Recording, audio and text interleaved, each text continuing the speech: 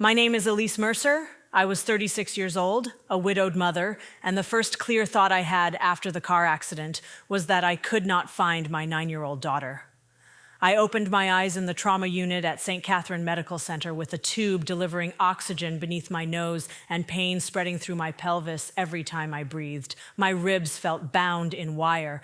There was a heavy pressure beneath the dressing on my abdomen, and when I tried to lift myself, my body barely moved. A nurse reached me before I could try again. "Elise, stay still. Your pelvis is fractured." Her hand settled against my shoulder. I remember the pressure more clearly than her face. "Where's Nora?" The words scraped my throat. The nurse told me not to strain, but I asked again. I knew there had been an impact. I remembered a green light, Nora talking from the back seat, and a vehicle appearing on the passenger side. After that came fragments, glass, someone calling my name, the ceiling of an ambulance. "Where is my daughter?" The nurse looked toward the door. That glance frightened me more than the pain. A hospital social worker entered a few minutes later and pulled a chair beside my bed. She spoke slowly, checking that I understood each sentence. "Nora is alive," she said. "She's in pediatrics. She had to be brought back after your parents signed her out early." Relief came so fast that I cried before I understood the rest. "Why isn't she here?" "She had to be brought back to the hospital." Back. I repeated the word because it made no sense. Nora had been injured in the same collision. She should never have left. I had suffered a splenic injury, a fractured pelvis, and 2 broken ribs. Doctors had stopped internal bleeding, but I had spent part of the previous day intubated and sedated. I could not sit up or lower my feet to the floor. I could only remain beneath the blanket while strangers explained what had happened in my absence. I said I had never authorized Nora's discharge. The social worker told me the record showed that I had been incapable of making decisions when my parents acted. The social worker explained that Nora's scan had shown no bleeding in her brain, but she had a concussion, a stitched cut on her forehead, and a sprained wrist. She had vomited twice and was unusually sleepy. The pediatric doctor recommended keeping her overnight for observation. My parents refused. They had presented a notarized emergency authorization bearing my signature. The hospital verified it. At 5:42 the previous evening, my mother, Janet, signed Nora out against medical advice. My father, Paul, signed the form accepting responsibility for continuous adult supervision. I stared at the social worker. They took her home? Yes. Then why was she brought back? The social worker paused again. The discharge nurse's record contained one sentence from my mother. When staff warned her that Nora still needed observation, Janet had answered, "She'll be fine." It was the kind of sentence my mother had used throughout my childhood. Illness was attention-seeking. Fear was dramatics. Pain became real only when she considered it serious. But Nora was not simply sent home early. My parents took her to my house, put water, crackers, her discharge papers, and her tablet beside my bed, then left. They had told hospital staff that another adult would take over Nora's care, but when responders reached my house the next day, no adult was inside it. No adult had been caring for her. When police and paramedics entered the next day, my injured 9-year-old daughter was alone. She was sick, frightened, and unable at first to explain everything that had happened after my parents walked out. "Where are they now?" I asked. The social worker held my gaze. My parents had continued toward the airport and the 10-day St. Lucia anniversary vacation they had spent months displaying to everyone they knew. The first-class flights, private transfer, and oceanfront suite had cost them $18,600, a total I later verified in the travel records. When Nora needed an adult and I could not move, they protected the trip.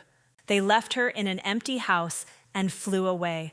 I lay in that hospital bed, unable to turn without help, while my daughter was in another unit because the 2 people I had trusted as emergency backups had treated medical supervision as an inconvenience. Nora was alive. She had reached help somehow. But she had not yet told me what happened inside the house. and I did not know what my parents had known before they chose not to return. Before I take you back to the decision that gave them access, subscribe to the channel, turn on the notification bell, and like this video. If you believe trust should be measured by what people do when someone vulnerable depends on them, you belong in this community. What happened to Nora was not a misunderstanding, and understanding how it became possible matters just as much as discovering what she endured after that front door closed. To explain how my parents could sign Nora out at all, I have to go back 18 months before the collision. Aaron had been dead for a year and a half by then. Before his illness, we had divided the ordinary risks of parenting without needing to name them. If Nora became sick while I was at work, one of us could leave. If one of us was unreachable, the other could authorize treatment. After he died, every backup plan ended with me. I worked as a payroll and benefits manager for a regional construction company. My days were built around records, deadlines, and contingencies. At home, I kept emergency numbers on the refrigerator, copies of Nora's insurance information in a labeled folder, and a list of people authorized to collect her from school. Still, there was one question I could not solve with a list. It followed me through school drop-offs, late meetings, and every fever that made me check Nora's breathing after midnight. What happened if I was unconscious when Nora needed care? My parents seemed like the obvious answer. They lived close enough to reach the school or hospital. They had picked Nora up when meetings ran late and stayed with her during 2 ordinary illnesses. Janet could be controlling, and she often treated my explanations as openings for debate. Paul usually agreed with me in private, and then went quiet when disagreeing with her required effort. But neither of them had ever abandoned Nora. Their help came with reminders and opinions, yet it had also been real. I believed I could set limits around the difficult parts and preserve the useful ones. After Aaron died, refusing help had felt less like independence and more like gambling with Nora's stability. My parents could arrive quickly. Nora knew their house, their routines, and the spare room where she sometimes slept. When Janet reminded me that she and Paul were the only family close enough to respond at short notice, I heard the control in it. I also heard a practical truth. I considered naming only one of them, but that would not have solved the problem. Janet was the one who acted decisively in an emergency. Paul was the one more likely to slow her down. At the time, putting both names on a limited document seemed like balance, not danger. The document I arranged was narrow. It allowed Janet and Paul to consent to urgent medical treatment or collect Nora if I could not be reached. It did not transfer custody. It did not give them permanent authority over my parenting. It did not allow them to ignore a doctor's conditions or leave a child without care. I read every line before I signed it. I remember resting the pen against the final page and thinking about the call I feared receiving someday. Nora injured, me unavailable, treatment delayed because no responsible adult could say yes. The authorization felt like a bridge across that possibility. I signed my name, watched the notary stamp the page, and placed a copy in the emergency folder. At the time, I believed I had closed the most dangerous gap in our lives. Section 2, the backup I kept for the next 18 months, the arrangement appeared to work. My parents picked Nora up from school when a payroll deadline trapped me at work. They took her to their house, fed her dinner, and returned her with her homework completed. If I had to stay late, Janet answered on the first call. Paul remembered which backpack belonged by the door and whether Nora had left a library book in his car. That practical help mattered. So did the bill that arrived without being written down. If I asked Janet to return Nora by 8 because the next morning started early, she would remind me that she had rearranged her afternoon for us. If I explained why Nora needed to follow a particular routine, Janet treated the explanation as the opening position in a negotiation. "You know she can handle more than you think," she would say. She praised Nora for being undemanding. She described my precautions as worry. Each disagreement was small enough to survive, and each favor was real enough to make me feel disloyal for noticing the pattern. Paul sometimes called afterward. "Your mother gets carried away," he would tell me in the gentle voice that once made me believe he was the safer parent. But he never said it while Janet was still deciding what everyone else should accept. His sympathy arrived after the cost had already been assigned to Nora or me. I kept their authorization active because the practical gap remained. I was one parent with a full-time job, a child, and no nearby spouse to trade emergencies with. The paper was not blind trust. It was a limited tool in a life where every alternative still ended with someone having to answer the phone. Tessa Reed answered differently. She had been my closest friend for 12 years, and she had carried groceries into my kitchen during Aaron's illness without ever treating the trip from her car as a claim on my decisions. When she agreed to watch Nora, she confirmed the start time, the return time, any medication, and how to reach me. If one detail changed, she asked again instead of assuming. Once, when a work meeting threatened to run past dinner, I asked if she could collect Nora. "I can," Tessa said, "if you text the school and send me the pickup confirmation. What time are you taking over?" There was no irritation in it. Confirmation was how she cared. I used her help less often than I could have. Part of me still believed family should be asked first. Part of me feared that needing too much from a friend would eventually turn friendship into another debt. Tessa never taught me that lesson. My parents had. Nora had a child-safe account for Tessa on her tablet because Tessa sometimes supervised her by arrangement. After a software update, that account logged itself out. I noticed it during an ordinary evening and said I would restore it the next time Tessa came over. Nora could still reach me and my parents, and nothing was wrong, so the unfinished task felt exactly as small as it was. The security system was another part of the planning I had done after Aaron died. Our house had no landline. Nora did not have a mobile phone. The professionally monitored panel near the front entry had separate controls for police, fire, and medical help, and I wanted her to know that the buttons were not decorations and not toys. I practiced the medical procedure with her the way we practiced our address. "When do I use it?" she asked. "If I'm hurt or too sick to answer you and you can't reach a trusted adult, even if you're sleeping? First, you call my name and try to wake me. If I can't answer and you need help, you hold the medical button. The person in the panel will talk to you." Nora looked at the red control, then at me. "Do I get in trouble if it's a mistake?" "No. You tell the truth about what you see and how you feel. The adult on the other end decides what happens next." We repeated it until she could show me without prompting. Then I told her to go finish getting ready for bed.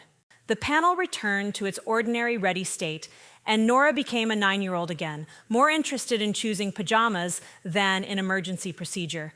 I did not train her to take care of herself instead of having adults. I trained her because adults can become unreachable. Meanwhile, my parents prepared for their 40th wedding anniversary as if the trip were public evidence of a successful marriage.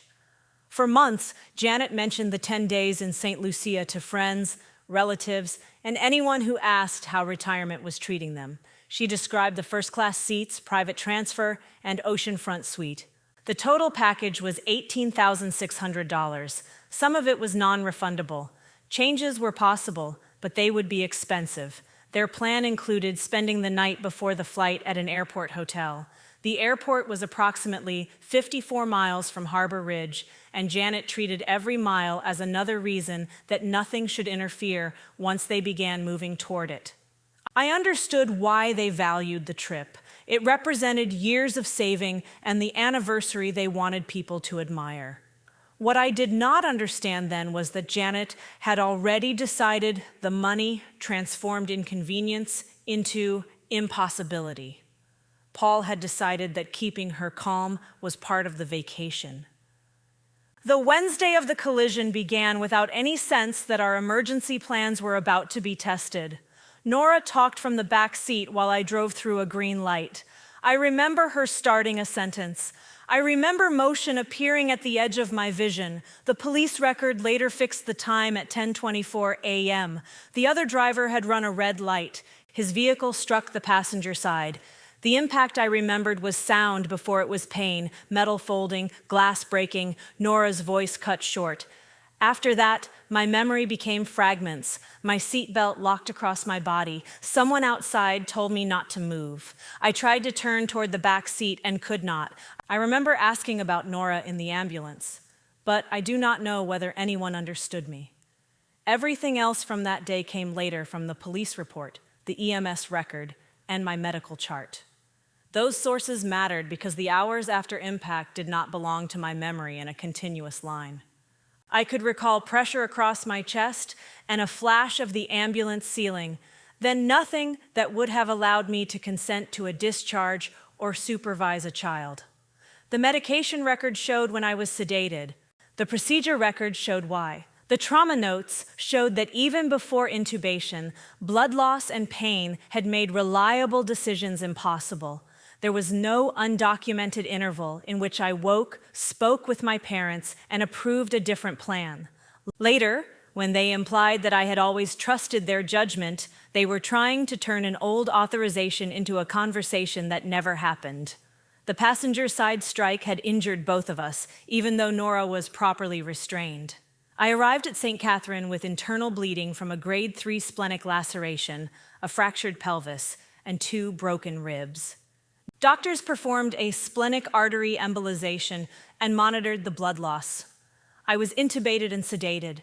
Medication, hemorrhage, and emergency treatment made me incapable of making or communicating decisions during the hours when Nora needed one. I had created the authorization for exactly that kind of absence. What I had not created was permission for anyone to substitute confidence for care. Nora's pediatric chart showed a concussion, a small forehead cut that required sutures, and a sprain in her left wrist. The first imaging showed no skull fracture and no bleeding inside her brain. That was good news, but it was not a medical clearance to be left alone. She had vomited twice. She was unusually sleepy. The pediatric emergency physician wanted to keep her overnight because concussion symptoms can change and because the only parent who could normally watch her was unconscious in another part of the hospital.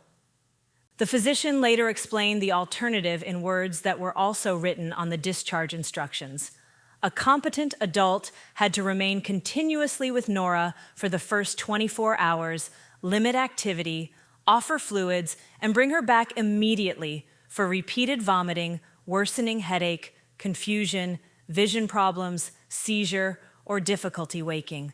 Continuous supervision did not mean keeping Nora awake every minute. It meant an adult had to be there to notice changes, help her safely, wake her if medically directed, and act when a warning sign appeared.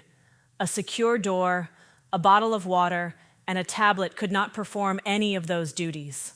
The negative scan was also not a promise about the night ahead. It ruled out acute bleeding visible at that time. It did not erase the concussion, the vomiting, the sleepiness, or the need to watch what happened next.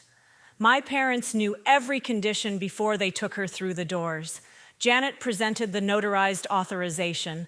Hospital staff verified that it was valid and that my signature was real. Staff explained that Nora should remain.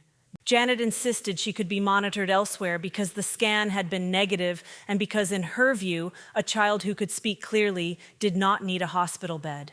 The record was not a casual permission slip. At 5:42 p.m., Janet signed the Against Medical Advice discharge form. Paul signed the separate acknowledgement that continuous adult supervision was required. The signature sat beneath language describing the warning signs and the obligation to return. Staff also asked who would take over if my parents could not remain with her. At 5:58 p.m., the discharge record identified Tessa as the receiving adult at my house.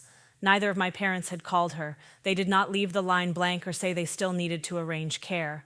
They used the name of a real person who was known to me and trusted by Nora.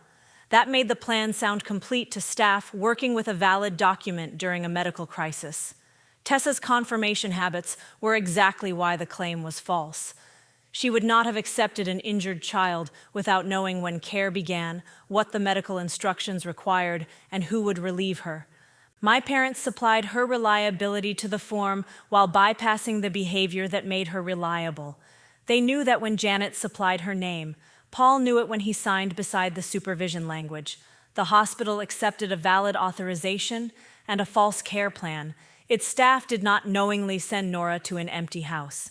That difference mattered later, but it did not reduce what my parents had accepted. The authorization gave them authority to act. Their signatures gave them a duty they could not honestly describe as unclear. They brought Nora to my house at 6:15 p.m. From the doorbell record and Nora's later account, I learned that Janet walked her upstairs to my bedroom. They put bottled water, crackers, her discharge packet, and her tablet beside the bed. The tablet was below half charge, and they did not find the charger. They did not tell Nora she would be alone overnight. Janet described the departure as brief. She told Nora to rest, not to leave the house, and not to involve outsiders. If Nora made trouble, Janet warned, people who did not understand families could make everything worse. Paul carried the remaining items inside and left with Janet. He did not stay while she drove to the hotel. He did not insist on hearing Tessa confirm. The division between them, Janet speaking, Paul moving the plan forward, was the same family pattern I had spent years calling balance. Nora believed an adult was coming back because adults with hospital papers had told her so. At 6:47 p.m., the exterior system recorded my parents leaving through the front door. Paul drove them toward the airport hotel. The smart lock secured the house behind them. Tessa had not been contacted. No other adult had agreed to come. No one was on the way. What happened after that door closed came to me in pieces over the following days. Nora described some of it in a supported interview after a child life specialist had helped her understand that she was not in trouble. The tablet supplied the messages and times.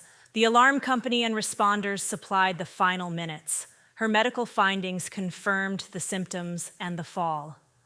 I learned to distinguish what Nora remembered from what the records fixed. Together, they formed the part of the story I had been afraid to imagine. At first, Nora expected my parents' absence to be short. She lay on top of my bedspread because changing into pajamas required using her injured wrist and because Janet had told her not to move around.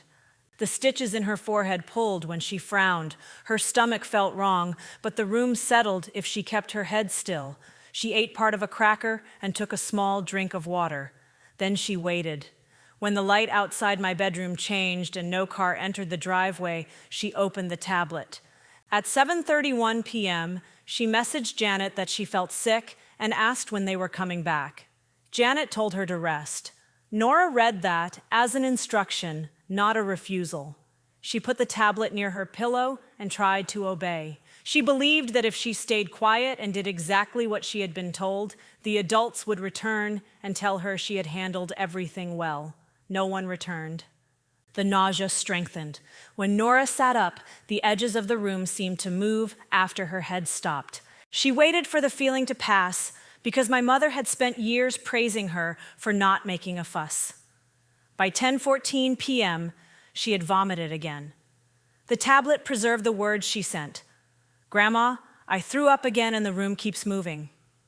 5 minutes later, at 10:19 p.m., Janet replied, "You're fine. Lie down. We'll call tomorrow." Paul saw that exchange while they were at the airport hotel. His later account changed around the edges, how close he had been to Janet, whether he had read every word immediately, but the authenticated record and his eventual admission established that he knew Nora had reported vomiting again and that the room appeared to move. Neither of them called a doctor. Neither called Tessa. Neither called another responsible adult. Neither drove back. To Nora, the reply meant something simpler and more frightening. Telling the truth about feeling worse had not produced care. She tried to lie down. Her mouth was dry, so she reached for the water. Pain in her left wrist and the dizziness made the bottle slip. Water spread across the bedside table and onto the floor. Nora later remembered apologizing aloud, although no one was in the room to hear her. She did not want to stain anything or be accused of making a mess. She tried to wipe at the spill, became more dizzy, and stopped. When she needed the bathroom, standing made the hallway move. She lowered herself and crawled part of the way because staying close to the floor felt safer. She vomited again in the bathroom. On the way back, she lost her balance and fell against the floor hard enough to bruise her hip. The fall did not fracture anything. She did not lose consciousness for a prolonged period. There was no new catastrophe hidden inside the house. The danger was exactly what the doctor had warned about. An injured child with worsening symptoms had no competent adult to observe her, help her drink, assess the fall, or return her to care. Nora went back to my bedroom because it was the room that felt most connected to me. She pulled herself onto the bed and kept the tablet near her. Tessa's Child Safe account was still logged out. My phone was secured with my belongings at the hospital while I remained sedated. There was no landline. At 1:26 a.m., the tablet battery died. Nora pressed the power control more than once. The screen remained black. She had followed the rules, she understood. She had stayed in the house. She had contacted the adults who had brought her home. She had reported that she was worse. The people with authority had answered, but the answer had left her alone. She woke repeatedly through the rest of the night. Sometimes she did not know how long she had slept. Morning light changed the shape of the room, but it did not bring an adult through the door. At 4:55 a.m., while Nora was still in my bed, my parents left the airport hotel for the terminal. By late morning, she could not keep water down. Her headache was stronger, and at times she saw two edges where an object should have had one. The dead tablet could not reach anyone. Janet's warning made leaving the house or asking outsiders feel dangerous. Nora believed that if she disobeyed, authorities might blame me or separate us. Then she remembered the other rule. I had not told her to decide whether an emergency was serious enough for an adult. I had told her that if she was hurt or sick, could not reach a trusted adult, and needed help, she could hold the medical panic control and tell the truth to the person who answered. That rule did not require Janet's permission. Nora left my bedroom slowly. She kept one hand against the wall and paused when the hallway seemed to tilt. At the stairs, she sat and moved down one step at a time rather than risk standing. She later said she was afraid the alarm would be loud and afraid she would get in trouble if someone decided she had exaggerated. She was also afraid nobody would come. At 11:52 a.m., she reached the security panel and held the medical panic control. At 11:53, the monitoring operator opened the panel's two-way audio channel. "My name is Nora," she said when the voice asked who was there. She gave our address because we had practiced it. She said she was 9, sick, and alone. Her answers became confused when the operator asked when the adults had left, but she had already supplied what mattered most. The operator kept talking to her while medical and police response was dispatched. Nora sat near the panel because the voice asked her to stay where she was if she could do so safely. At 12:04 p.m., police and EMS entered under emergency protocol and found her there. The synchronized exterior and responder timestamps later established the exact interval. From my parents' exit at 6:47 p.m. until responders entered at 12:04 the next day, Nora had been without adult supervision for 17 hours and 17 minutes. The ambulance returned her to St. Catherine. She was admitted for 2 nights of observation and rehydration. Repeat imaging again showed no bleeding in her brain. Doctors concluded that her concussion symptoms had been worsened by missed monitoring, dehydration, disrupted sleep, and the absence of an adult response. Her hip was bruised, not broken. Nora did not suffer permanent neurological injury. That outcome was a relief, not a defense. She reached medical care because a frightened child remembered a safety rule after every adult assigned to her had failed to perform the adult part. Nora's discovery activated systems my parents had tried to keep outside the family. The EMS clinicians and hospital staff were mandatory reporters. Police documented that a medically vulnerable child had been found without an adult after an against medical advice discharge. Child Protective Services opened an inquiry into how she had arrived there and whether I had known or agreed. My parents were contacted after they landed. They proceeded to the St. Lucia resort anyway. Their first account was that responsibility had passed to Tessa after they left my house. They initially declined to return immediately. That explanation survived only until someone asked Tessa.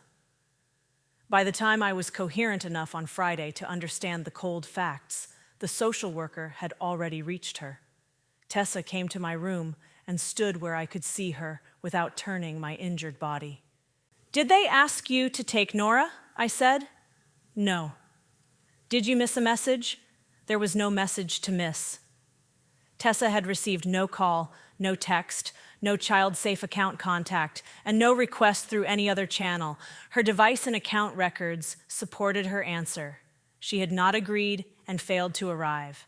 My parents had used the name of the adult whose reliability made their lie sound credible.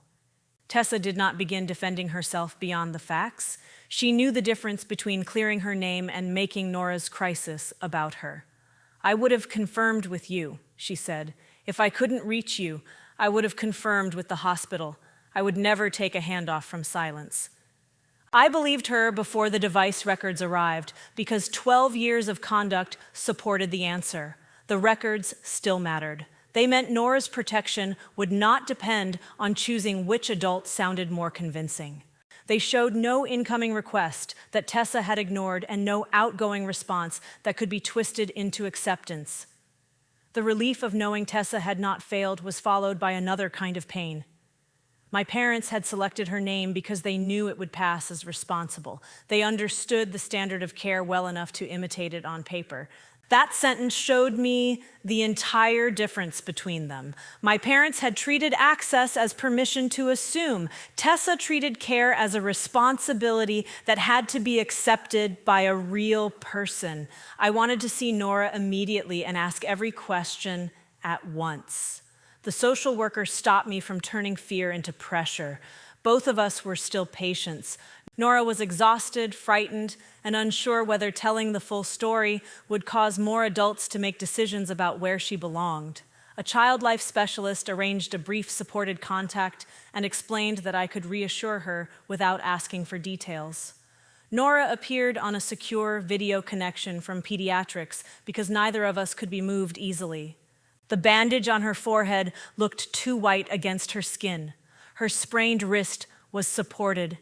She stared at me for a moment before she spoke. "I was alone," she said. "I pushed help." Every question in me crowded forward. I swallowed them. "I believe you," I said. "You did the right thing. You are not in trouble." "Are you mad?" "Not at you." I did not tell her that I blamed myself. I did not ask her to reassure me that I had been a good mother. My job in that moment was not to make her provide the account I needed. It was to make truth safe enough that she would not have to protect our relationship by hiding it. The distinction required effort. Every part of me wanted to ask whether she had called out, whether she had fallen, whether she had thought I was dead. Those questions would have answered my fear by placing it inside her mouth. The professional limit gave me a better task. Tell her what would remain true before, during, and after disclosure. "You stay with me," I said. "Adults are handling the adult part." The child life specialist ended the contact before Nora tired. The screen went dark, and I cried after she could no longer see me. My parents returned to Harbor Ridge only after investigators made clear that interviews were being scheduled and medical, communication, security, and travel records were being preserved. Even then, their first versions did not match. Janet said Tessa had been expected and that Nora would have been alone only briefly. Paul suggested he believed Janet had made the arrangements. One version said someone was supposed to return that evening. Another said Nora was old enough to sleep while help remained reachable. They changed when they had learned she felt sick and how much of her message Paul had seen. None of those claims required me to stand in a hallway and shout back. Investigators wrote them down. The contradictions became part of the record. I was still unable to sit upright without assistance. A nurse had to adjust the bed before I could sign. But on my first day of medical competence, I did the work that was available to me. I revoked Janet and Paul's caregiver and medical authorization in writing. I removed them from Nora's school and medical pickup lists. I authorized changes to the smart lock, alarm contacts, and other digital access. I asked that no information about either of us be released to them. CPS helped prepare a temporary safety plan. Tessa was named as the primary trusted contact only after she explicitly agreed to the role. A licensed respite caregiver provided another layer so Tessa would not become the single point of failure. The plan supported a temporary no-contact boundary while the investigation continued. Signing those pages hurt. My hand shook from medication and exhaustion, and I needed someone else to hold the folder steady. For the first time since I had awakened, pain did not mean helplessness. My body could not yet protect Nora in all the ways I wanted, but my authority could close the door my parents had misused. The old authorization became powerless before I had the complete account of what it had enabled. Between the third and fifth days after the collision, Nora met with a trained forensic interviewer with child life support. The questions were non-leading and paced around her fatigue. She was not asked to agree with an adult's theory. She was asked what she remembered, what she felt, what she did next, and what she believed would happen if she asked for help. That was when she explained why she had initially said so little. Janet had warned her not to leave the house or involve outsiders. Nora understood that warning through the fears of a 9-year-old. Police or child protection workers might decide I could not care for her because I was in the hospital. If Nora created trouble, she believed, we might be separated. Her silence had not been dishonesty. It had been a child's attempt to protect the one relationship she could not bear to lose. The supported interview filled in the human details, the waiting, the spilled water, the bathroom, the fall, the dead tablet, my bedroom, and the decision at the panel. But investigators did not make Nora responsible for establishing every time and duty. Her account pointed them toward records that did not tire, frighten, or blame themselves. I reviewed those records gradually because pain medication shortened my concentration and because the professionals around me understood that knowing everything at once was not the same as helping Nora. The first set returned me to the medical duty. The pediatric physician had recommended observation. The discharge instructions listed repeated vomiting, worsening headache, confusion, vision changes, seizure, and difficulty waking as reasons for immediate return. The against medical advice form at 5:42 p.m. carried Janet's signature. The continuous supervision acknowledgement carried Paul's. The receiving adult line at 5:58 named Tessa. The documents did more than show that my parents had heard a warning. They showed that each had voluntarily accepted a role. Janet could not turn confidence into clearance. Paul could not turn his quieter voice into absence. For Nora, that paper carried a different kind of protection after the fact. She did not have to prove that she had seemed sick enough in every minute. The adults had accepted continuous supervision before the house door ever closed. Even if her symptoms had improved, leaving her alone would still have violated the duty. When they worsened, the same duty required action. That fact helped me separate my authorization from their choices. I had delegated power for an emergency. I had not drafted the false receiving adult, signed away observation, or accepted supervision and walked out. Their own handwriting marked where responsibility changed hands. Next came the exterior system. The smart lock recorded my parents' departure at 6:47 p.m. The video doorbell showed the same exit and Paul driving away. There was no interior surveillance, and there never had been. We did not need an invasive recording to establish the empty house. Every later entry point agreed. No new code was used. The doorbell recorded no arriving caregiver. The alarm remained set to the household state until Nora activated medical panic. Responders entered at 12:04 p.m. The synchronized logs closed the suggestion that someone might have checked on her without being noticed. No adult crossed the door during those 17 hours and 17 minutes.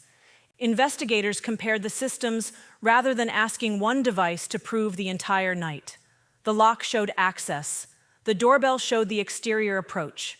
The alarm log showed its status and Nora's later activation. The responder record fixed entry. Each source covered a different part of the same interval, and none left space for the invisible caregiver my parents' accounts required.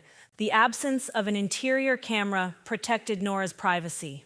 It did not create reasonable doubt about adult presence. A person entering to supervise her would have had to cross the exterior boundary the records covered. That duration was difficult to hold in my mind. It did not need embellishment. It was long enough to contain a whole night in which a child waited because adults had told her waiting was obedience. The tablet established what my parents knew during that absence. Investigators authenticated the device and message account. The records preserved the 7:31 p.m. request, the delivery and read status, the 10:14 warning, and Janet's 10:19 response. The text was not a vague complaint remembered later. It was a time-stamped report of repeated vomiting and a moving room. Paul eventually acknowledged that he had seen the exchange at the airport hotel. He did not write Janet's reply. He did not have to. He had signed for continuous supervision, knew Tessa had not been contacted, saw that Nora's symptoms had worsened, and continued with Janet instead of returning or obtaining care. His position depended on reducing knowledge to authorship. Janet had typed, so Janet had acted. The records showed a wider sequence. Paul had supplied a signature, transportation, presence at the hotel, awareness of the warning, and continued participation. Silence was not an empty space around Janet's conduct. It was one of the conditions that allowed the conduct to continue. Uncertainty did not help him. If he did not know whether repeated vomiting and altered vision were dangerous, the signed instructions told him whom to contact and when to return. Not knowing the medical outcome increased the need for an adult response. It did not authorize gambling on a reassuring interpretation. For years, I had separated them by tone. Janet was forceful, Paul was kind. Janet decided, Paul endured her decisions. The tablet showed the limit of that distinction. A gentle man who watches a child's request for help go unanswered is not functioning as protection. The final set of records mapped the trip. The airport hotel account placed Janet and Paul there when the critical messages arrived. Toll records fixed their route away from Harbor Ridge. At 4:55 a.m., their hotel departure moved them toward the terminal rather than back toward Nora.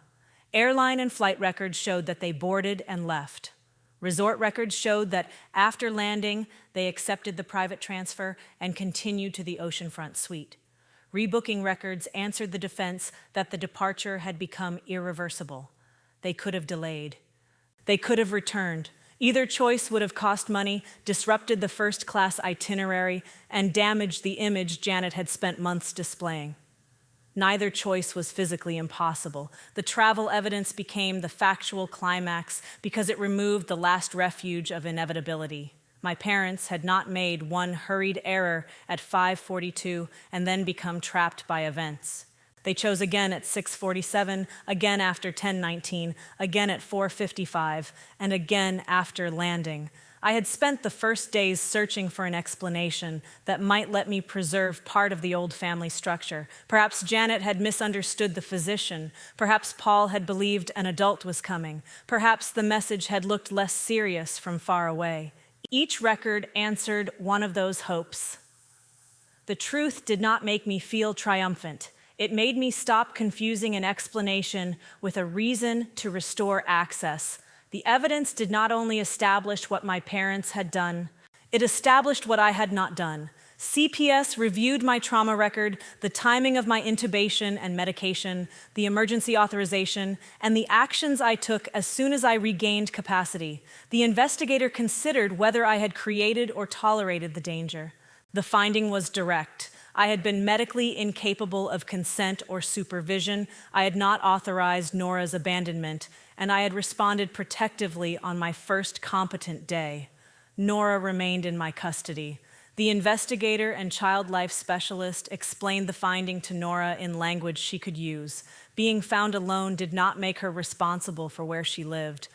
Pressing the alarm had shown adults that she needed care. It had not accused me of abandoning her. The danger had been created while I was unconscious, and the actions I took after waking showed where safety belonged. Nora asked whether the order meant her grandparents were angry. The answer did not require her to manage that emotion. The order meant the adults who had left her could not contact or approach her while the system decided the next protective steps.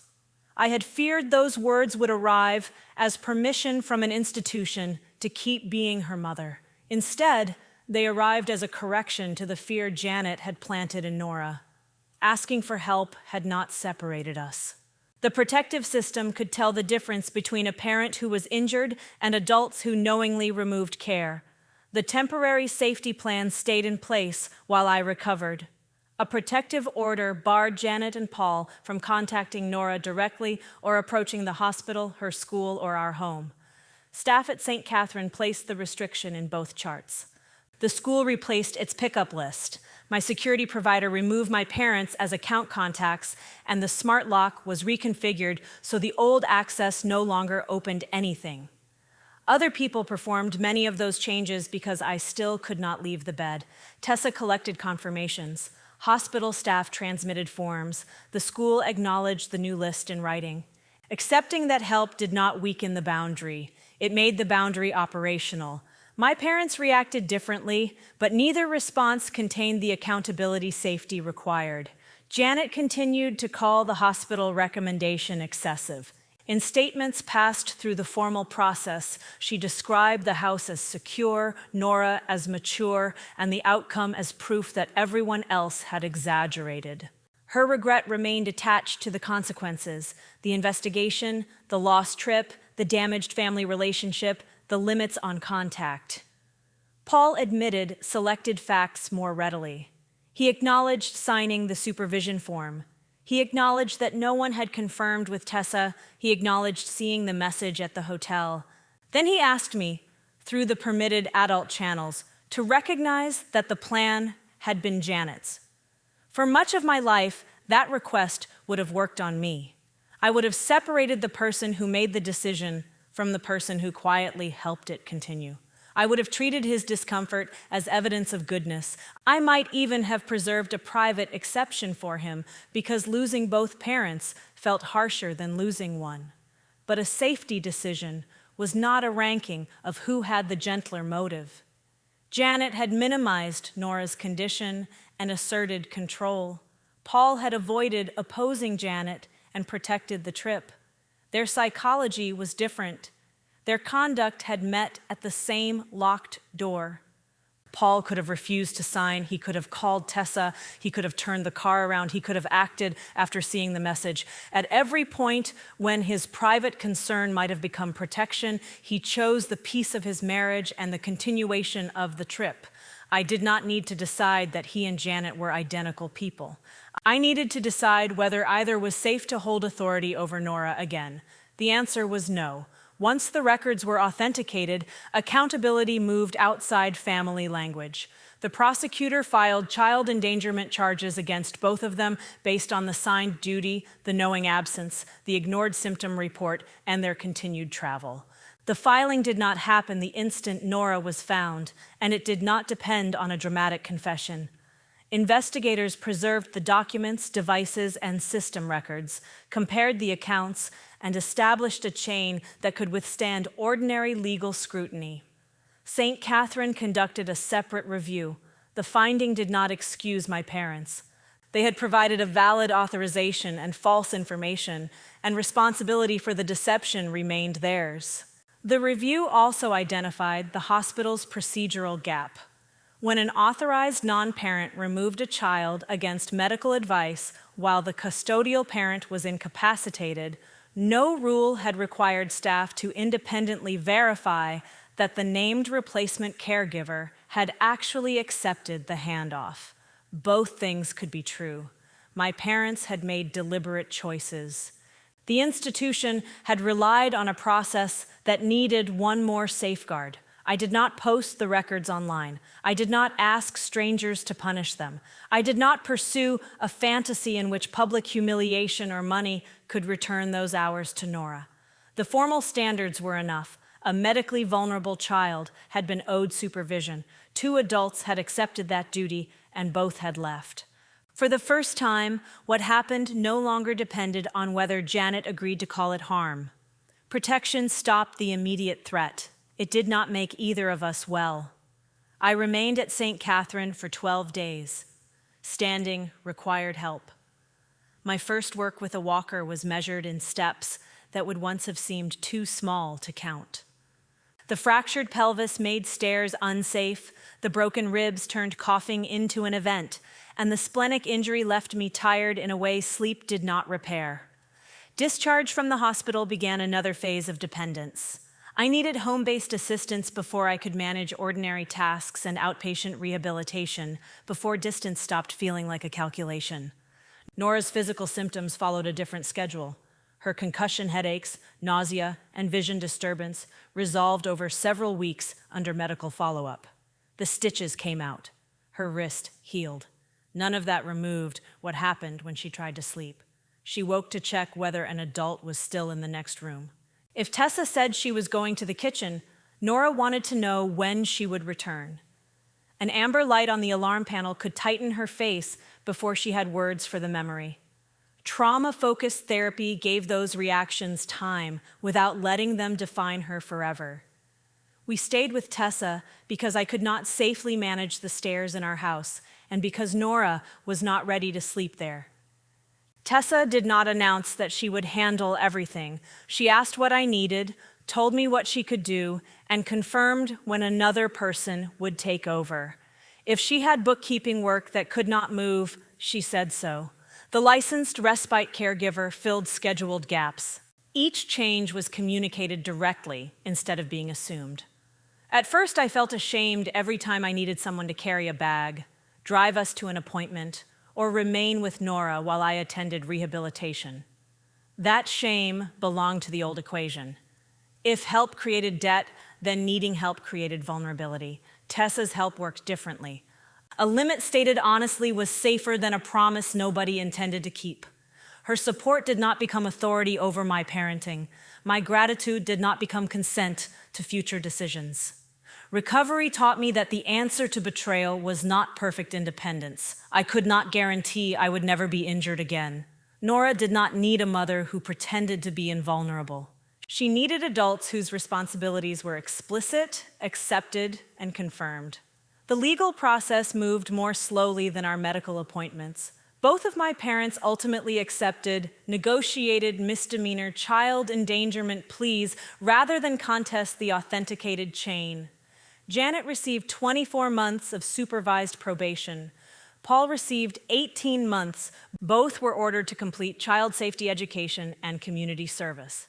Both owed restitution for the direct portions of Nora's second admission and trauma treatment that were not covered elsewhere. Neither was incarcerated. They had no prior criminal records, and Nora had not suffered permanent physical injury. The outcome recognized danger and knowledge without pretending that proportionate accountability required the most extreme punishment available. The court imposed a 1-year no-contact condition protecting Nora. Its expiration date did not create a future claim on us. Contact after the court term remained subject to my consent, and I did not treat the end of an order as the return of trust. The pleas established legal facts. They did not create remorse. Janet's statements continued to center the money they had lost, the embarrassment they had endured, and the family access she believed punishment had taken from her. Paul admitted enough to reduce dispute, but still asked to be measured against Janet instead of against the duty he had signed. Their marriage remained intact and strained. Janet blamed Paul's partial admissions for weakening their position. Paul privately blamed Janet for the decision while resisting the full meaning of his own part in it. I stopped waiting for their marriage to produce the accountability it had spent 40 years avoiding. St. Catherine changed its procedure. In a comparable case, when a non-parent sought to remove an injured minor against medical advice while the custodial parent was incapacitated, case management now had to independently contact and verify the adult said to be receiving the child. A name on a form was no longer treated as a completed handoff. At home, I built the same principle into every layer of Nora's plan. Tessa became the primary trusted contact through a direct agreement. The licensed respite caregiver remained the second layer rather than an emergency name nobody knew. Nora's school adopted an approved aftercare and emergency protocol with written contacts and a requirement that every pickup or transfer be confirmed by the adult actually taking responsibility. Nora received an age-appropriate emergency communication device with the approved contacts configured and tested. It was another route to help, not a substitute for an adult. We practiced using it without suggesting that she should monitor the adults around her or rescue herself from their failures. The new system was smaller than the family list I once believed we needed. It was also stronger. No biological title created access. No favor created permanent leverage. Every handoff required an answer from the person expected to arrive. By the 6th month, my mobility and stamina had improved enough for the next step. Nora's therapist did not call her cured or tell her to prove she was brave. She helped us plan a supported return. Daylight, no overnight pressure, Tessa present, and permission to leave if the house felt like too much. Readiness did not mean the past had stopped mattering. It meant we had enough verified support to enter without pretending we were alone. 6 months after the collision, Tessa drove us to the house. I no longer used the walker for every distance, but I still moved carefully when I stepped out of the car. Nora waited beside me rather than running to the door. She watched the upstairs windows, then the front step, measuring the ordinary shape of the place against what she remembered. Tessa did not tell her there was nothing to fear. "We can go in," she said, "or we can sit here a little longer." Nora looked at me. "Both choices are okay," I told her. We stood there until she reached for my hand. Then, the three of us walked to the front door together. The old code my parents had known was gone. Their names were gone from the security account, the school list, the medical authorization, and the emergency contacts. The lock opened only for the people whose access had been intentionally granted. Inside, the house was physically unchanged in most of the ways that first struck me. The stairs still rose beside the entry. Morning light still crossed the same wall. Familiarity did not erase the fact that Nora had once moved through those rooms sick and alone. We stayed near the entry. Nobody asked Nora to climb the stairs or enter my bedroom to prove the room no longer frightened her. Reclaiming the house was not a tour of every painful location. It was the right to decide how far we went and to know the adults with us would honor the decision. Nora listened for a moment. The refrigerator hummed from the kitchen. A car passed outside.